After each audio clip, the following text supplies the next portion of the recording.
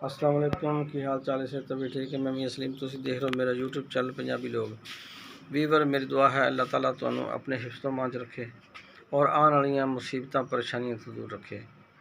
Weaver अज की video शुरू करने तो पहले साडे चैनल को सबसक्राइब करो, बेल आइकन प्रेस करके आल ते कर दिओ। आओ हुण अज की वीडियो का आगाज़ करते हैं।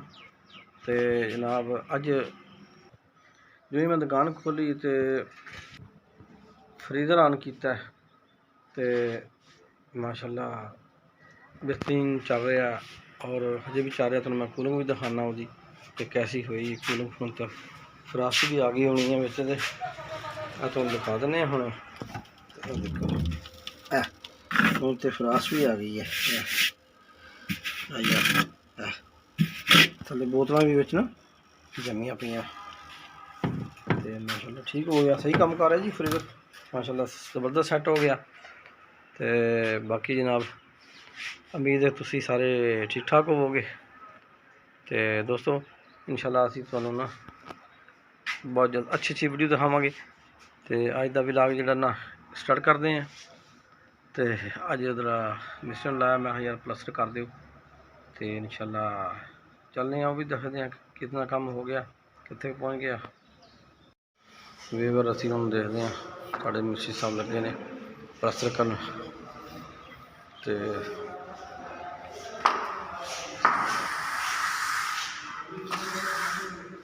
उन्होंने मैं कॉल की लेकिन उन्हें हजे चक्या नहीं। करेगा कॉल वापस बैक कॉल कर लेगा। तो फिर करने चल अलमारी की मरम्मत हो रही है। तो अंदर भी कर दे सही तरह ला ला टेढ़ी गई ला थले। अच्छा अच्छा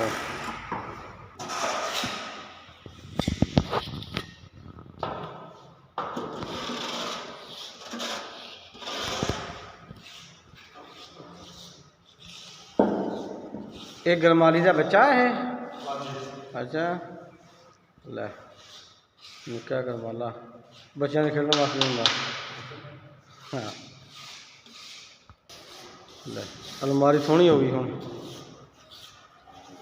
बेहतरीन प्लस्तर हो गया। अच्छा जी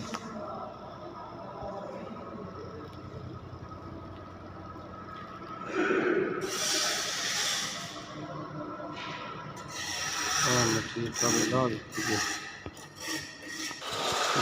हम फाइनल साफ हो रही है। इत्थे जनाब प्लस्तर हो रहा तो लाइट स्पैशल लाई है माशाल्लाह। बैक साइड निकले सफाई हो गई सफाई। तो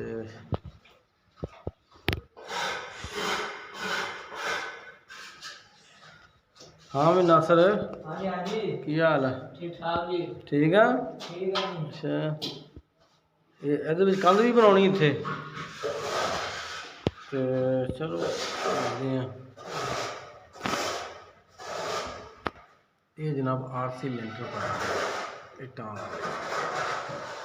चलो प्लस्तर हो जाएगा साफ हो जाएगा इंशाल्लाह बेहतरीन है। साढ़े नाल ही अपडेट करते रहेंगे। 4 लेंथा ले आइए एक मन सही लगना अलमारियां बनाने से।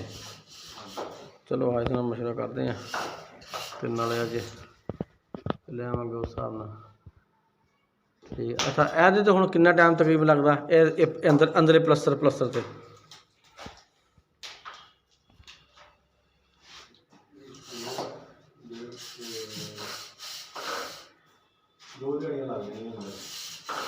कल दी परसों की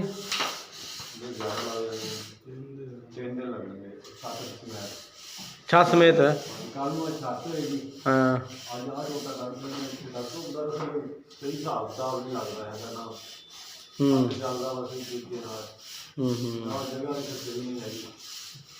चलो मतलब 3 दिन जे हो जाएगा इंशाल्लाह।